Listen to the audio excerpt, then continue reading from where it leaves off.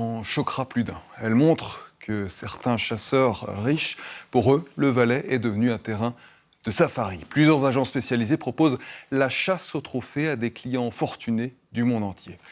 Le but n'est pas de manger l'animal, mais de ramener sa tête ou seulement ses cornes pour les exhiber dans son salon. Un business très lucratif, notamment pour le canton lui-même. C'est une enquête de François Ruchetier. Attention à la dureté de certaines des images qui vont suivre.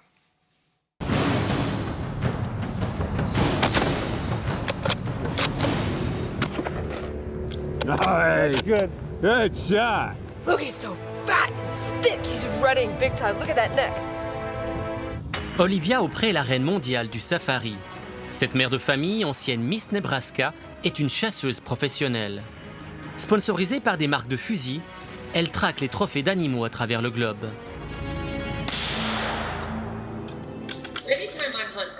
Chaque fois que je chasse quelque part dans le monde, j'y vais pour l'aventure, pour rencontrer des gens, pour découvrir une nouvelle culture. Je chasse, oui, je tue des bêtes, mais j'aime les animaux. Ça fait partie du cycle de la vie. L'américaine a tiré plus de 100 espèces, des lions, des rhinocéros et même le bouquetin. Unique en Suisse, le Valais autorise de riches étrangers à chasser cet animal emblématique. Le bouquetin que j'ai tué en Suisse était un vieux mâle puissant. Il a été sélectionné spécifiquement par les gardes-faunes valaisans. Je ne peux pas vous dire sa grandeur, mais c'était un mâle d'un grand âge.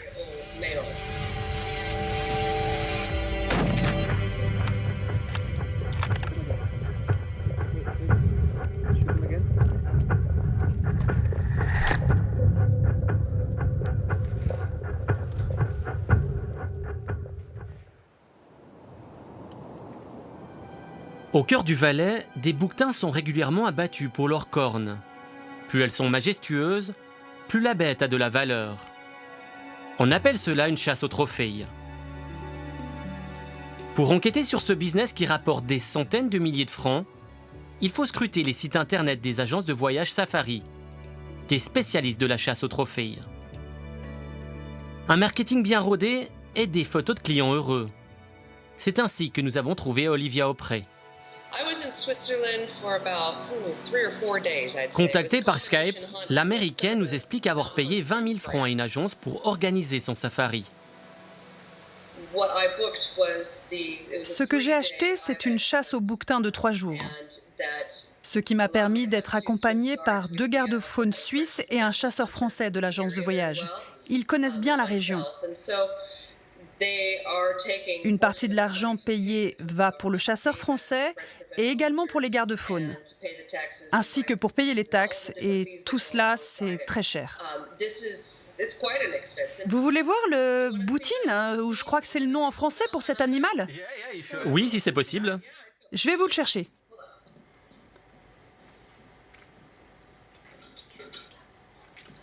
Ah waouh, ok. Je ne sais pas si vous le voyez bien sur votre écran, mais voilà, c'est lui. Le très beau, très vieux Billy. C'est comme ça qu'on l'appelle. Wow, it's impressive. Aucune agence de voyage n'a souhaité s'exprimer face caméra. Des dizaines de vidéos promotionnelles montrent toutefois comment se déroulent ces chasses aux trophées. Yes! Wow! Nous sommes près du village d'Ardon, au centre du Valais. Alors il attend un petit peu. Wait a little bit. Le client marche à peine 10 minutes. Il est accompagné d'une personne de l'agence et d'un garde-faune. C'est lui qui guide le client.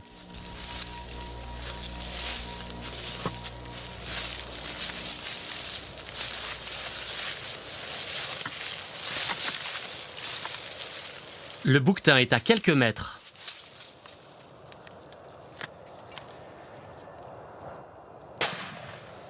Yeah! Good job, Joe. Thank you. Thank you. Good job. Thank you. My friend. Well done. You got it. Thank you.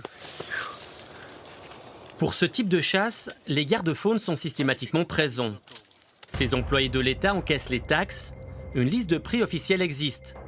C'est la longueur des cornes qui détermine le tarif. Comptez 20 000 francs pour les plus grands trophées. Le client doit payer en partie en cash au garde-faune. La mesure se fait sur place. Au total, c'est 650 000 francs par année pour les caisses de l'État. Congratulations. Merci Pierrot. Merci Pierrot. Pour comprendre ce qui se passe vraiment sur le terrain, nous demandons de l'aide à un ex-chasseur, Stéphane Metta. Ce Valaisan connaît toutes les astuces dans le milieu. Avec un collègue photographe, il nous emmène dans une vallée non loin de la frontière italo-suisse. Plusieurs vidéos de chasse au trophée montrent cette région. Ce passionné de nature a abandonné son fusil depuis de nombreuses années. À mon avis, c'est celui qui est resté sur le coin de la route là-bas. Là, on va essayer de le reprendre. Moi, j'aimerais le faire avec peut-être un peu ce décor là. Ouais, moi aussi. Peut-être qu'on va tourner derrière là. Qu'on le prenne de la gauche. Ouais, puis on va passer On dessus. va mettre les montagnes en arrière-fond. En suivant un premier bouquetin, il repère tout un troupeau de mâles. C'est très facile à les chasser.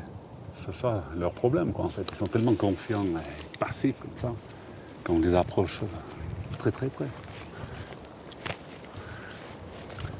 Lors de sorties photos, Stéphane a parfois croisé des clients étrangers, toujours encadrés par des agences de voyage et un garde-faune. Pour lui, ces safaris de chasse sont un pillage du patrimoine alpin. La chasse au trophée, voilà, l'exemple de celui qui est couché là-bas. Ben, on paye un beau trophée, puis on le tire, puis on ramène le trophée à la maison, puis on est content. Mais je trouve que c'est pas tout à fait de la chasse, quoi. C'est du tir-pipe. Pourquoi? Ben, voilà, je pense que je vous prête un fusil, vous le tirez. Si c'est pas celui là-bas qui est à 50 mètres, vous tirez celui qui est à 25 mètres, là. Vous devez pouvoir le toucher. Les jeunes doivent attendre des années avant de se reproduire. C'est le mâle dominant qui joue un rôle crucial pour le patrimoine génétique.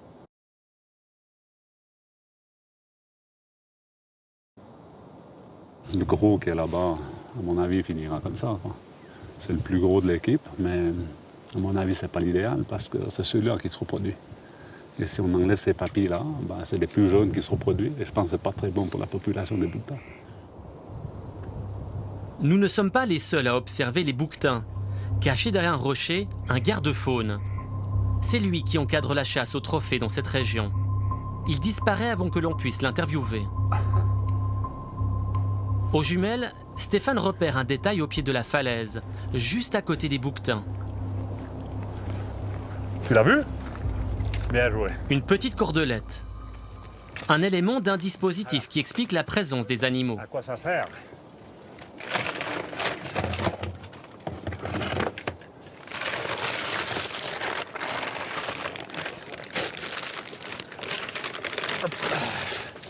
Voilà. Une pierre à sel. On a la pierre à sel qui va justement sur ce support-là. Alors, il défend le nœud, il passe le bout de plastique dedans, comme ça, il la pende. Puis quand il lâche, ça tourne. Et avec l'appui, ça filtre un peu tranquillement dans les cailloux. Ça dure très longtemps, comme ça. Et ça maintient la population de bouquetins dans le secteur. Normalement, c'est les propriétaires de vaches et de moutons qui font ça. Mais ici, vu qu'il n'y a pas de vaches et pas de moutons, on peut déduire que c'est plutôt le service de la chasse qui fait ça pour maintenir les bouquetins sur place, pour faciliter les tirs de trophées et ces choses-là. C'est des suppositions, mais... Le service de la chasse conteste et explique que ces pierres à sel sont des compléments alimentaires indispensables pour les bouquetins. Quelques jours après notre tournage, le grand mâle du troupeau a disparu. Pour Stéphane, il n'y a pas de doute, il a été abattu pour ses cornes. Dans les vallées, des témoignages anonymes expliquent ce qu'il advient de certaines bêtes tuées. Ce randonneur craint les représailles. Il est tous les jours dans ces zones où l'on chasse les trophées. Ça m'est arrivé à 2 reprises de trouver des animaux morts, mais sans tête. Donc la carcasse du bouquetin, cage thoracique, les pattes et sans la tête. La viande de vieux bouquetins a peu d'intérêt culinaire, seules les cornes comptent. Ce qui est choquant, c'est que on entend souvent parler d'éthique de chasse. L'éthique de chasse, c'est-à-dire quand on tire un animal, on prend tout le corps de l'animal, par respect de l'animal. Et là, on voit qu'on est à côté de la plaque, parce qu'on prend que la tête. Et puis on laisse ça, soi-disant, il était trop vieux, il était maigre, il était malade. On laisse ça aux gypaètes ou bien aux autres animaux. D'autres témoins nous ont transmis ces photos. Un bouquetin décapité, les cornes ont disparu et la viande éparpillée en morceaux. Et vous pouvez juste les regarder. Ces photos, nous les soumettons aux représentants de l'association valaisanne de chasse. Des passionnés au permis ordinaire pour le chameau et le cerf. Bon, celle-là a déjà pas mal été mangée. Oui, ils rapatrient pas la carcasse, quoi. Après, dans quelle mesure, je sais pas au niveau de la loi, s'ils doivent rapatrier, s'ils ont l'obligation de rapatrier la nourriture ou bien pas. Et pour un chasseur, de ne pas ramener de la nourriture? Ah non, nous, on ne le fait pas, clairement. Donc nous, de toute façon, quel que soit le gibier qu'on tire, que ce soit bouquetin, que ce soit un trophée, pas un trophée, on doit ramener et présenter la bête. Donc on laisse pas la bête comme ça dans le terrain, là. Selon le règlement, les chasseurs ordinaires ont l'obligation de retrouver le gibier, même blessé. 24 500. Ils doivent le présenter dans ces postes de contrôle. Okay. Numéro de bracelet. Mais rien n'est précisé pour la chasse au trophée et ses riches clients étrangers. Alors c'est clair que c'est pas la chasse que nous on pratique ici, quoi. Après voilà, il y a des gens qui payent pour ça, ils payent le trophée, là. Ils payent pas 3 heures de marche, ils payent pas la viande, ils veulent le gros trophée. Une chasse pas très palpitante pour le client, mais un énorme business. Pour avoir des détails, on a contacté à nouveau les agences de voyage, cette fois-ci en tant que faux client.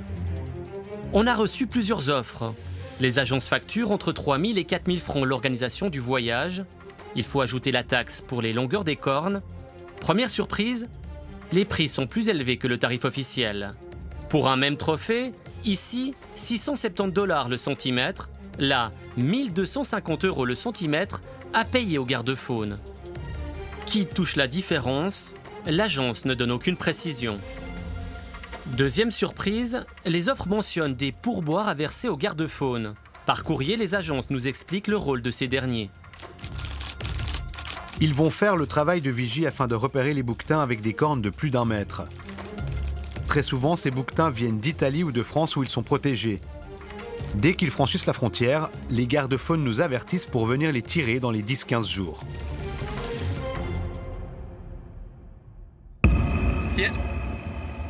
D'autres agences de voyage affirment travailler uniquement avec un garde-faune, un homme qui est la référence pour leur safari en Suisse. Il est omniprésent sur les vidéos. Ce n'est pourtant pas n'importe quel garde-faune. Il est prévenu dans plusieurs affaires pénales, notamment pour maltraitance sur animaux. Ce fonctionnaire est toujours en poste. Ces suspicions renforcent les craintes sur l'encadrement de la chasse aux trophées. Pour Peter Scheibler, le directeur du service de la chasse, il n'y a aucune inquiétude à avoir. Les gardes-faunes sont des personnes assermentées qui protègent la biodiversité. Non, je ne pense pas que ça fait du tort à mon service. La planification des tirs bouquetins, le nombre de bouquetins qu'on tire par colonie, ça c'est tout planifié par nos biologistes.